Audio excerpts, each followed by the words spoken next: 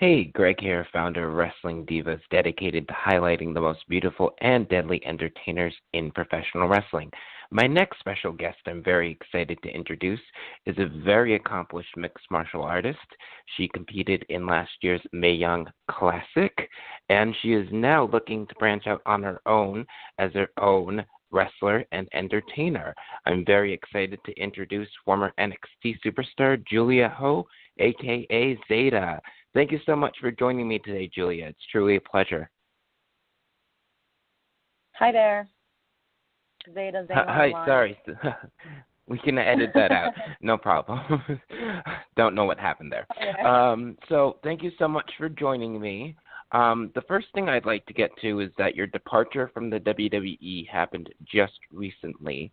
So I would like to know, you've been spotted already training at the Team Vision Dojo in Orlando, so shout out to them. You've made it crystal clear that you want to continue with wrestling. So at your highest aspiration, now that you're free to do what you please, what is it that you'd like to be at the end of the day? I really just want to keep going with this career and be a professional wrestler. I mean, after being at WWE, it's made me realize that this is really what I want to pursue. It's the most fitting for me because with my background, with not just MMA, but with modeling, acting, dance, it's all entertainment and sports together.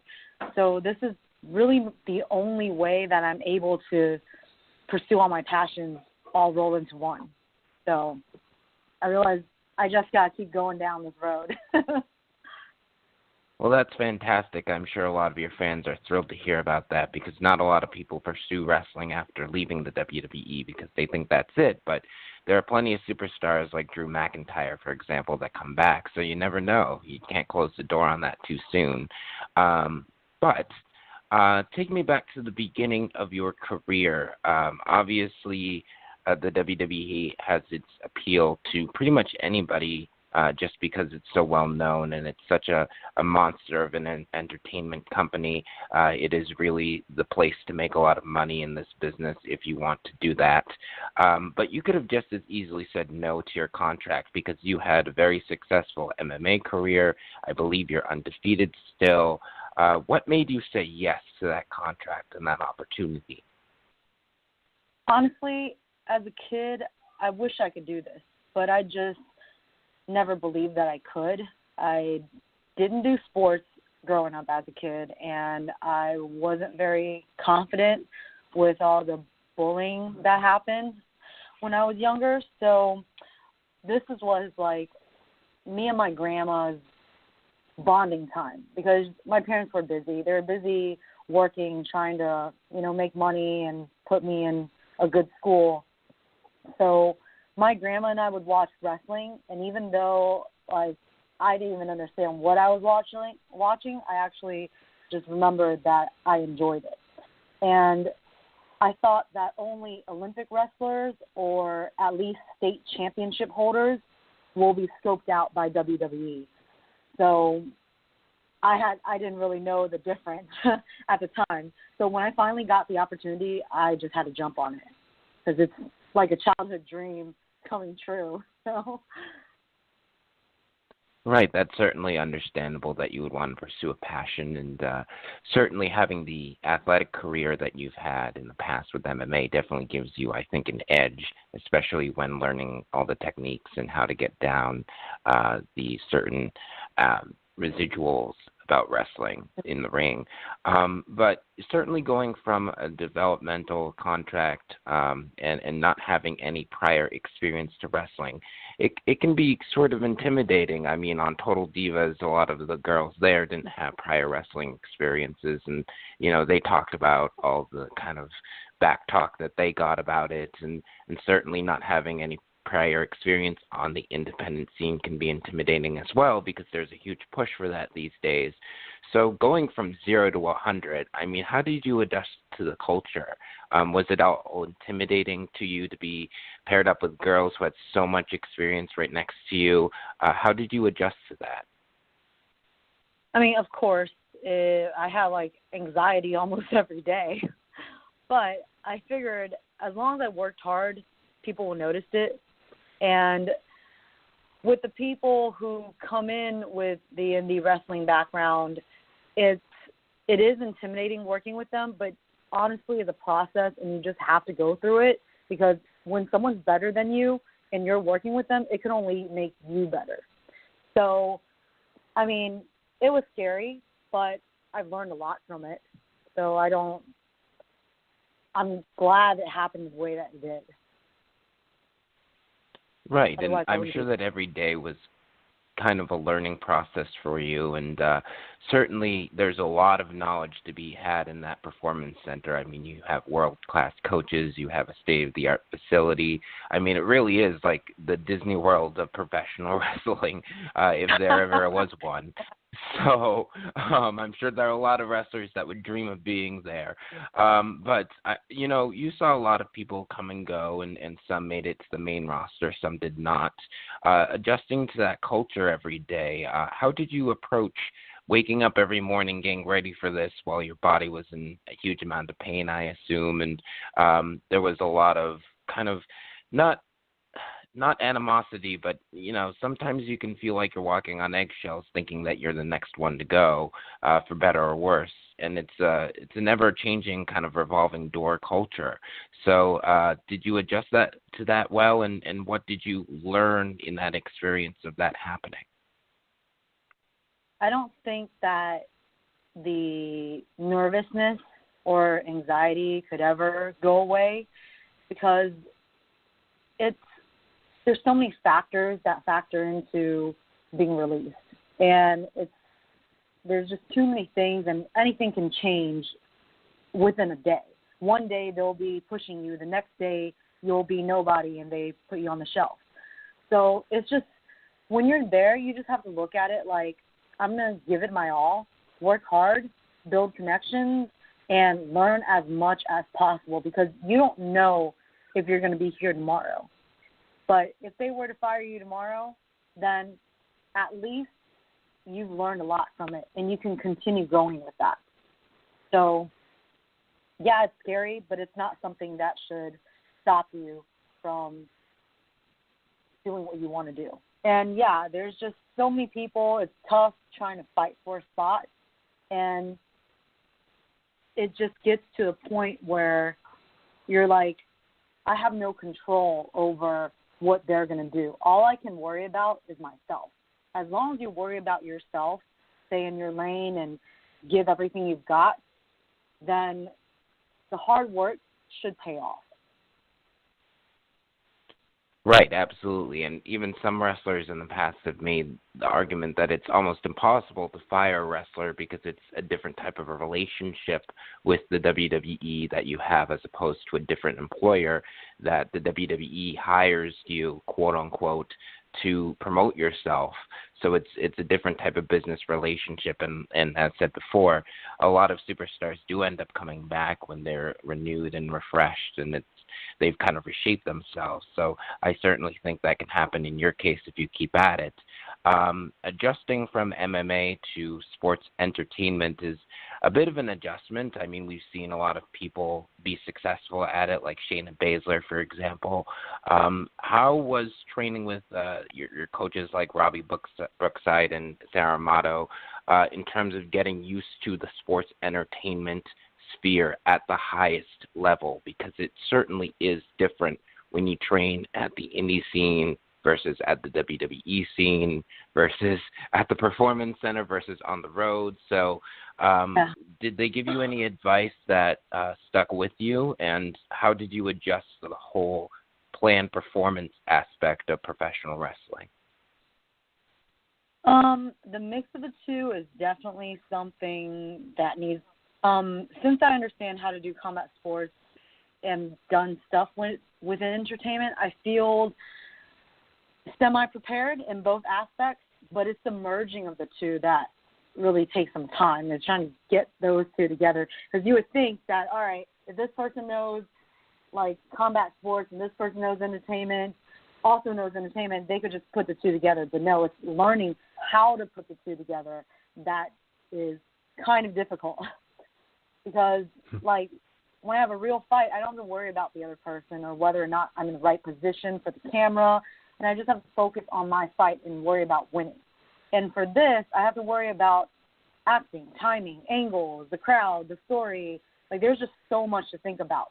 But the advice that stuck with me is just learning your character, learning who you really are and what you want to portray. Because at the end of the day, you are your own brand.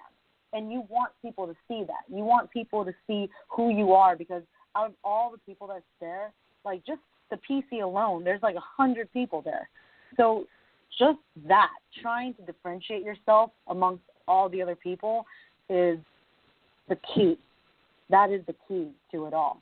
But, of course, there's other things involved. Like, there's, of course, restrictions because, you know, it's a large company and there's certain people that they want to push at the moment. So there will be certain restrictions in that as long as you know who you want to be and you keep fighting for that, something should come out of it. Right, absolutely. And you made a couple of good points that I want to definitely touch upon. Being your own brand in the WWE is definitely important because it's crucial to differentiate yourself. At the same time, there's more than just you at that performance center or at that company. The company has a lot of different things to answer for, like sponsors and networks and executives, etc. So how do you feel is the best way to stand by your own convictions and stand by your own character without stepping on too many toes inappropriately? Because sometimes a lot of people in the entertainment industry, and I'm not just speaking here in WWE sets, can get into a lot of trouble because they say the wrong thing or they get on people's nerves in the wrong way. And there's always an appropriate way to do that. How did you adjust to that and stand by what you believe is your brand?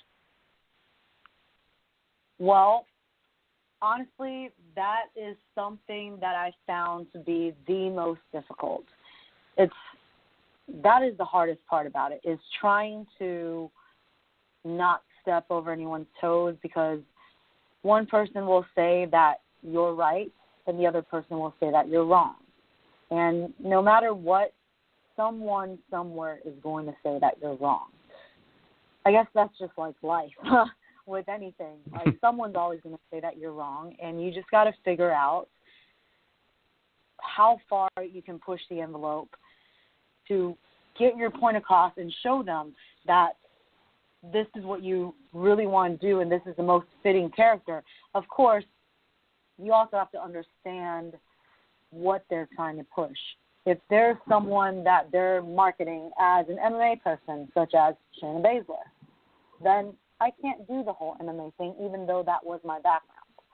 And same with when I came in when Daria, she was Sonya Deville. Sonya Deville, she was in there when I came in, but she had already had the whole MMA thing.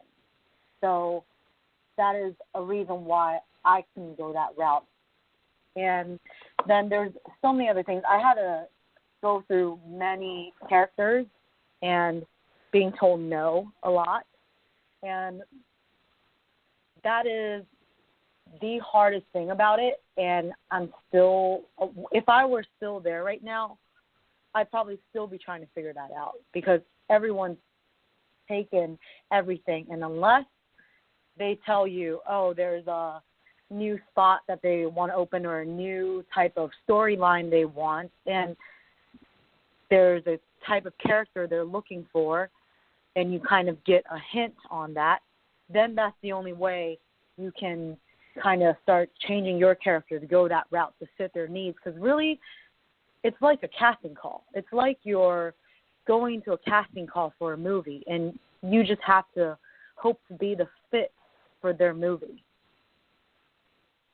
Right, all you can do is be respectful and just go through all these characters and try everything, and something will stick eventually. Right. Certainly, I've heard from another guest that we've had on that the WWE is really like, you know, a soap opera that every time you're going out, it's like you're auditioning for the next big storyline or the next big push or whatever. So that's always ever changing, and that's why, a lot of people come and go. As far as your character, I mean, we didn't see you on TV a lot. We certainly saw you on the Mae Young Classic compete against Shayna, and it's very interesting that you bring up Sonya Deville and Shayna, because I think the two televised matches, or two, or at least 2 out of the 3 or whatever it was, televised matches, you were paired up with them. You guys had really similar backgrounds. People are very curious to know, as far as your character and what direction they wanted to take it, can you give us some ideas about the ideas they had for your characters? I mean, obviously, I'm sure some of that, we didn't see on TV and you saw on house shows, for example. Did they have any specific plan for you that just didn't work out? No. I thought going into it that they would be like, all right, we're going to have you be this character, and then you're just that character. And you just have to focus on your acting skills and being convincing. But it's not really how that works. It actually is you come in and they tell you to just be yourself. All right, so I'm going to be myself. So I take all my background with singing, acting, dancing, MMA, modeling. But the problem is all my background, someone in there already has it. So I'm being told no for all of them. So at the end of the day, I didn't really feel like I was able to be what I really wanted to be, because all of those were taken, which is, I guess, normal, because there's so many people that's already there doing that gimmick, and they don't want someone else doing the same thing. So the hardest thing was trying to figure it out on my own, and at the same time waiting for that yes. Because every time you go and do a promo class, they're just telling you, okay, that works, or okay, that doesn't work. But it's not really anything told to you like, we want you to be this character. So at the end of the day, with what I was left, that was something that was truly a part of me that I could show of my character, since I wasn't able to show the other things, is basically for the live shows, I throw out this heart. And originally, that heart was supposed to be like a throwing knife, because within the Chinese culture, back in the day when people are fighting, they have these little, kind of like a ninja star, but it's a throwing knife within the Chinese culture. So obviously I can't be throwing knives around and killing people in the crowd. So right, instead, right. It is in Mortal Kombat. Right? And so I changed the shape to like a heart. And that's something that's part of me, because they constantly stress, just be yourself, just be yourself. So that was the only thing left of me that I could truly put out, that I was allowed to put out. That was a part of me, because for me to be here, I honestly had no idea I would ever end up doing this. I didn't even believe that I would have gone into sports, much less than going all around into MMA and then finally coming back to WWE. Because like I said, back in the day when I was a little kid, I never did sports, nor did I have the confidence to ever go this route. I thought I was just going to be a quiet, shy art girl doing some art job or some desk job for the rest of my life. But coming around here and getting to where I am now, it was something that I truly wanted, and it was something that I put my whole heart into. And that's the only thing that is a part of me, because when I throw the heart out, it represents that I'm throwing my heart out to the crowd, to letting them know, like, hey, I came here to show you guys that I put my whole heart into this industry. And even though it was indirectly, and I didn't know I was going to be here, 30 years later, it's the fact that I'm here now is that it took all the heart to get here. So that would be the only thing that's really, truly me within my character. Right. And I mean, I first found out about you through the Mae Young Classic, and I'd be remiss if I didn't bring that up because that is just a very historical piece of not only WWE but professional wrestling in general, because there's never been such a large tournament of women who are representing their respective countries. You represented China, of course, and I think you were only one of like two other people who represented China.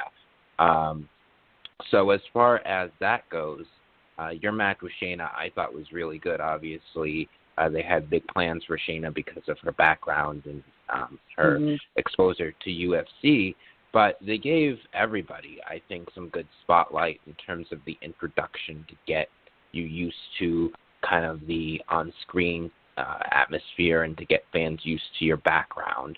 As well as your match, I thought it was very solid because it showed that you didn't give up, you weren't intimidated by her, whereas the storyline now, I mean, is that she's like this big monster who's going to go through everybody, and that, for example, Dakota Kai is really intimidated of her, et cetera, et cetera. So I thought it was really solid in terms of showing that story. Having that be your first televised match, I believe, how did you take in that atmosphere? I feel like even when it's planned and you know what's going to happen and you know who's going to go over, it's always a learning experience. So how did you embrace that moment of that tournament and what you contributed? Honestly, I was kind of in like dream world at the time. It flew by so fast.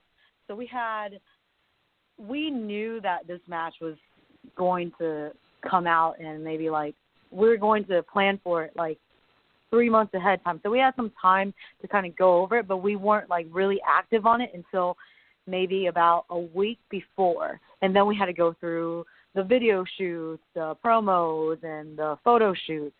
And all that was such a great experience, but also nothing that I haven't experienced just because of my background within the entertainment industry. There's constant photo shoots and filming and stuff like that. It takes a whole day to do that, or several days of planning to do that. And the only thing for me is it's really enjoyable. So, and I learned from that experience on how WWE does things, because every company does things a little different. I learned how they go about it and how specific they are with, you know, getting the right camera angles and setting everything up. And it was very well organized. So that was really fun to be around and be a part of it all. And, man, it just went by way too fast, though, because I remember being in the back and I'm getting butterflies before I walk out. Even though I already know what we're going to do, I still get the butterflies. I'm, like, nervous, excited, just mixed feelings. And then before I walk out on the stage, the music starts. And I'm like, all right, here it goes. And I start going out, and I'm going through the motions of what I learned and just going through in my mind, all right, I got to do this here. I got to do that. Make sure you smile. Make sure you do this. And then all of a sudden it was like over. It was just over so fast. All of a sudden it ended. I didn't even really get to enjoy the actual match. I was just inside, and I was like, all right, I got to do this. And right now Shayna's coming at me. I got to, you know. But then it was over. And the thing that I took away from it is it was a great experience. It's nice to be a part of history. And that feeling just, it just makes me want it even more. Like, getting that taste of it, that's also one of the reasons why I don't want to quit. Like, this made me realize how badly I want to keep doing this. Right, and certainly getting that exposure on that tournament certainly helped your brand. I mean, like I said, the story was that you're not going to give up, even though, you know, the match was relatively short. The fans got to know you really well in a couple of minutes, so I think it definitely benefited you to be a part of that. Before we wrap up, I definitely want to know, I mean, you're planning on wrestling in the independent scene, and I'm sure you're looking forward to having a bit more freedom to kind of explore who you are in that ring, being new and everything like that, developing your character more, working with more superstars, traveling, because that's really the nature of the beast. as far as what you wanted people to know about you in that frame, how would you summarize kind of the message that you How would I summarize? Sorry, the last few words you were kind of cutting out. the message that you wanted to send to your fans while you were wrestling? Well, the most important one is not giving up. I mean, that's been my message from the beginning because it's something close to my heart. It's something real to me that I just went from a kid that was bullied my whole life to thinking that I was never going to do anything I wanted and being told no my whole life to finally being where I am. I mean, that's a big part of me. That's a big part of who I am and what I want to drive home. But on top of that, I'm just going to add all of my personality in. Like, I want people to see the goofy side of me. I want them to see the serious side of me. I want them to see the different facets of my personality when I come out on that ring. So it's going to be a nice mix of everything, and I'm going to make sure that it's going to be different because I feel like within my life, it really was like the stars got aligned for me to end up going all the directions I went. Because most people, they just, if they did MMA, they just go the MMA route, and they really go deep into that. Or if they go to modeling, they'll go the modeling route. I find myself doing everything that conflicts each other. It's like MMA, modeling, singing, and then it's like all the things don't mix very well. Drawing, performing in front of a crowd, but then also doing art and in the back doing graphic design. Because that was why I actually originally went to school for. So everything about my life is a big contradiction, but somehow I made it work. And I feel like being in this industry, pro wrestling, sports entertainment, however you want to call it, it's the only platform where I'm able to do all of it. So I'm just going to keep showing all of it in the ring. So we have less than 2 minutes left. Thank you so much for joining me. And I quickly want to plug in how people can contact you if they want to book you for anything. Oh, yeah. That'd be awesome. I'm available for bookings, y'all. It is the Zeda Zhang, so Zeda, Z-E-D-A, and Zhang, Z-H-A-N-G, @gmail.com. The Zeda Zhang @gmail.com. And you can also contact me on my Instagram, which is Zeda_Zhang. And then my Twitter is also the Zeda Zhang. Well, fantastic. Thank you so much for joining me, Zeda. I appreciate your time. I really think that you're passionate about everything you do. I think that, this may have been the end of the WWE chapter for you for now, but this is a new beginning for you, and I certainly see a bright, bright future. So thank you so much for joining me, and I wish you all the best in the future. Oh, thank you so much. It was really nice talking to you. Thank you. To everyone else for tuning in, be sure to check out the Wrestling Divaz website at wrestling-divaz.webs.com for more content, and I'll be sure to post this interview soon. Thank you so much again. I really appreciate it. Thank you all.